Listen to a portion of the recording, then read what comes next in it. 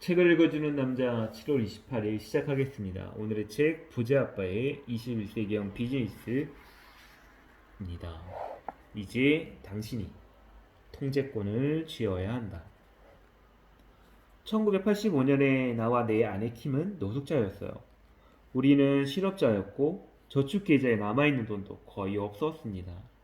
신용카드는 더 이상 쓸 수가 없었고 낡은 갈색 토요타에서 생활하며 뒤로 젖혀지는 좌석을 침대로 이용을 했습니다. 차에서 잠을 자고 지낸 지도 일주일쯤 지나자 우리가 누구인지, 무엇을 하고 있는지, 어디로 가고 있는지에 대한 냉혹한 현실이 가슴으로 다가오기 시작을 했어요. 그러다가 우리는 절망적인 상황을 알게 된 한 친구가 자기네 집 지하 빈방을 우리에게 제공을 합니다. 친구들과 친척들이 우리의 처지를 알고 나서 가장 먼저 했던 말은 언제나 이것이었어요. 직장을 구하지 그래? 처음에는 우리도 설명하려고 시도를 했습니다. 하지만 선의를 갖고 그런 말을 하는 사람들에게 그러지 않는 이유를 납득시키는 일은 여간 어려운 일이 아니었어요. 직장을 소중하게 여기는 사람들에게 왜 직장을 원하지 않는지 그 이유를 설명하기란 정말 어려운 일이었습니다.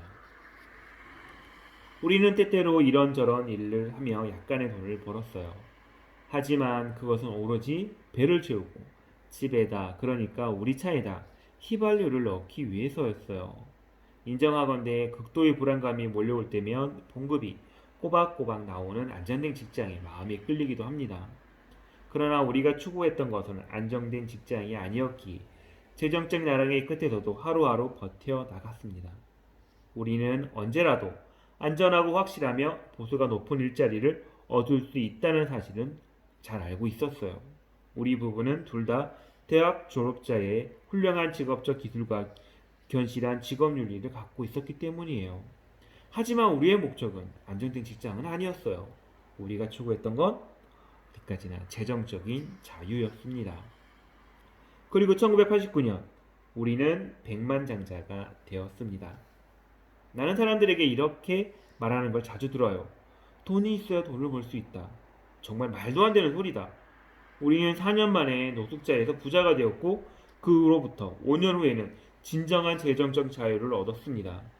처음부터 돈이 있어서 그렇게 된 게 아니라는 이야기예요. 애초에 우리에게 돈이 하나도 없었고 오히려 빚만 있었죠. 누구에게도 도움을 받지 않았습니다. 훌륭한 정규교육 역시 필요하지 않습니다. 전통적인 직업군에서는 대학 교육이 중요하지만 부를 구축하는 사람에게는 이는 그리 중요하지는 않습니다. 돈이 있어야 돈을 벌 수 있는 게 아니라면, 그리고 재정적인 자유를 얻는데 학교 교육이 필요하지 않는다면 도대체 무엇이 필요하다는 걸까요? 우리에게 필요한 것은 꿈, 확실한 결심, 그리고 빨리 배우고자 하는 의지, 그리고 현금 흐름, 사분면에서 자신이 속한 사분면을 이해하려는 능력입니다.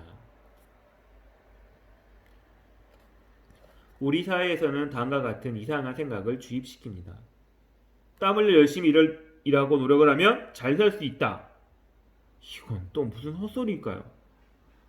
그리고 진짜 비극은 대부분의 사람들이 이 말을 믿도록 세뇌되어 왔으며 실제로 그렇게 믿고 있다는 사실이에요. 위의 말이 사실이 아님을 입증하는 수많은 증거들이 도처에 존재하는데도 말입니다. 어떤 증거냐고요? 주위를 한번 둘러보세요. 평생을 열심히 일하고도 최저생활 수준을 간신히 넘는 또는 거기에 못 미치는 삶을 살며 불만과 고통에 시달려 하는 사람들을 본 적이 없어요? 본 적이 있죠. 당연히 있을 거예요. 그런 사람들을 목격하기는 그렇게 어렵진 않아요. 열심히 일하는데도 잘 살지 못하는 사람이 우리 주변에 얼마나 많아요. 그리고 가장 안타까운 점은 이 불행한 사람들 가운데 다수가 그것을 내 탓, 자기 탓이라고, 자신이 실패했기 때문이라고 생각한다는 점입니다. 그들은 적절하고 합당한 노력을 기울였어요. 그런데도 못 살고 있어요.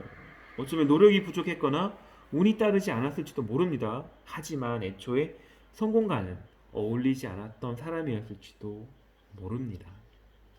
터무니없는 이야기는 그만하고 문제는 열심히 일하면 성공한다는 것은 근거 없는 통념일 뿐이라는 데 있습니다. 내 말을 오해하지는 마세요. 부를 구축하고 재정적인 자유를 얻는데 노력이 필요 없다는 얘기는 분명히 아니에요. 당연히 노력이 필요합니다. 그것도 많은 노력이. 나는 부를 구축하는데 쉽고 빠르고 편한 방법을 가르쳐 주겠다는 멍청한 사람들의 말을 믿을 만큼 당신이 순진하진 않기를 바랍니다. 만약 그 정도로 순진했다면 매우 싼 값을 지불하고 일시적으로 부의 세계로 넘어갈 수 있는 그런 다리를 소개를 해주겠어요. 서브프라임 모기지론 및 신용부도 스와프와 이루어진 그 망할 시스템이 아마 제 기억일 것입니다. 그렇습니다. 부를 쌓기 위해서는 노력은 필요해요. 문제는 어떤 방식으로 노력을 할 것인가입니다. 지금 이렇게 생각할지도 몰라요. 아니, 어떻게라니? 당연히 돈을 벌기 위해서 노력을 해야지. 하지만 잠깐 진정해보세요. 우리 사회가 가진 사고방식의 슬픈 우리 이면에는 다음과 같은 냉혹하고 무정한 진실이 숨어 있기 때문이에요. 돈을 벌기 위해 열심히 일하는 것은 부의 창출에 아무런 도움이 되지 않는다. 수입을 위해 일하는 사람들은 아무리 열심히 일을 해도 결국 더 많은 세금을 낼 뿐입니다. 열심히 일해서 돈을 벌겠다는 생각은 버려야 돼요. 그렇게 번 돈은 결국 지출을 하게 되고 그리고 나면 또다시 열심히 일을 할 수밖에 없어요. 당신에게 이렇게 묻고 싶습니다. 좋아요. 그럼 뭘 해야 합니까? 전 이렇게 얘기하죠. 당신은 통제권을 손에 넣어야 한다. 무슨 통제권일까요? 인생에서 대부분의 것들은 당신이 아무리 노력해도 통제할 수가 없습니다. 당신은 시장을 통제할 수는 없어요. 피고용인들도 사회의 경제도 통제할 수 없어요. 그러나 당신이 주도적인 지배권을 갖고 통제할 수 있는 것이 있습니다. 그것은 바로 수입이 들어오는 원천입니다. 세상의 부자들은 대부분 사업을 구축하여 부자가 되었습니다. 빌 게이츠는 마이크로소프트를 설립하였고 마이클 델은 기숙사방에서 델 컴퓨터를 시작을 했습니다. 하지만 역사적으로 볼 때 진정한 비사분면의 삶을 산 인물은 대단히 적어요. 비사분면은 진정한 부를 창출하기에 가장 적합한 구역이긴 하지만 동시에 대부분의 사람들이 쉽게 들어가지 못하는 진입장벽이 존재하는 아주 어려운 영역입니다. 무엇보다도 대다수의 사람들은 사업을 시작하는 데 필요한 현금이 없어요.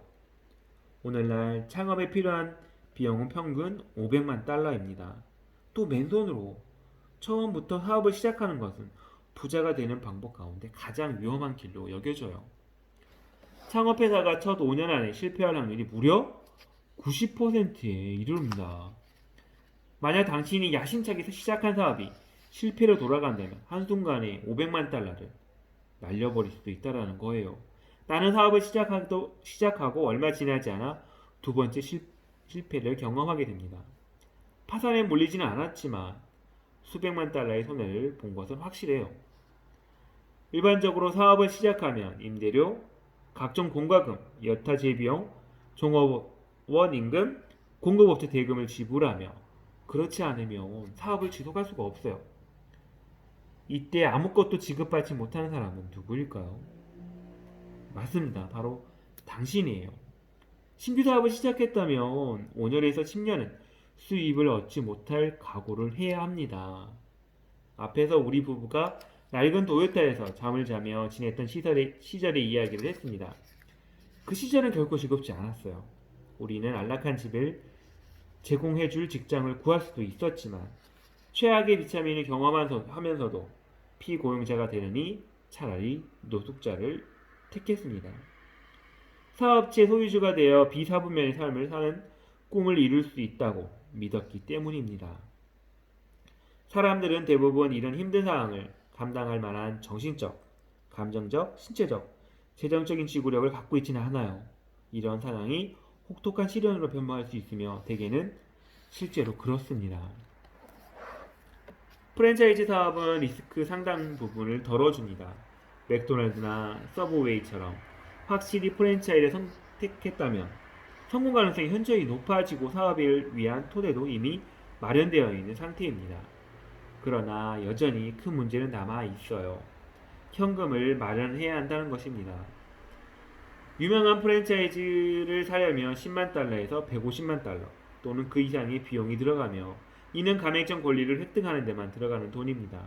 여기에다 사업을 위한 훈련, 광고, 지원 등의 목록으로 매월 본사에 납입하는 금액까지 추가되죠. 한편 이 모든 것도 막대한 부를 보장하지는 못해요.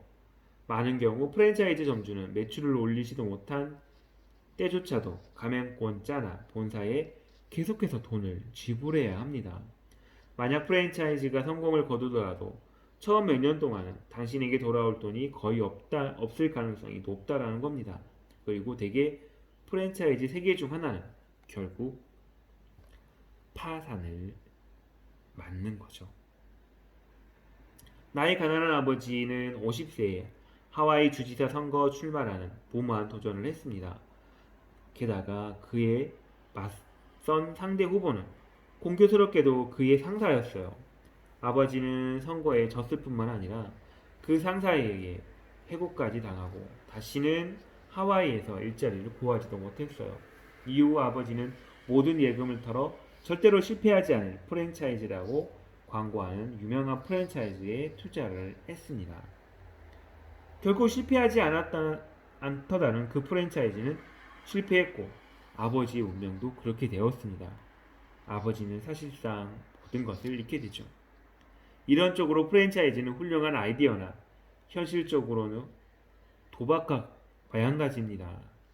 그것도 테이블 옆에 가만히 다가가 참여하는 것만으로 큰 돈을 지불해야 하는 도박이죠. 일부 공중화장실에 설치된 스프링의 고정식 수도꼭지를 사용해 본 적이 있습니까? 물을 틀고 계속 그 상태로 손잡이를 붙잡아 있지 않으면 저절로 잠금으로 돌아가는 그런 방식이에요. 대다수의 사람들이 수입은 바로 이 수도꼭지처럼 움직입니다. 조금씩 흘러나오는 돈을 벌고 있다가 손을 놓는 순간 돈줄이 끊기는 상태로 돌아가 버리는 거죠. 이런 방식으로는 절대로 재정적인 자유를 얻을 수 없습니다. 당신에게 필요한 것은 한번 틀어놓으면 계속해서 돈이 흘러나오는 재정 수도꼭지입니다. 즉 스스로 그 상태를 유지하는 수도꼭지 말하는 겁니다.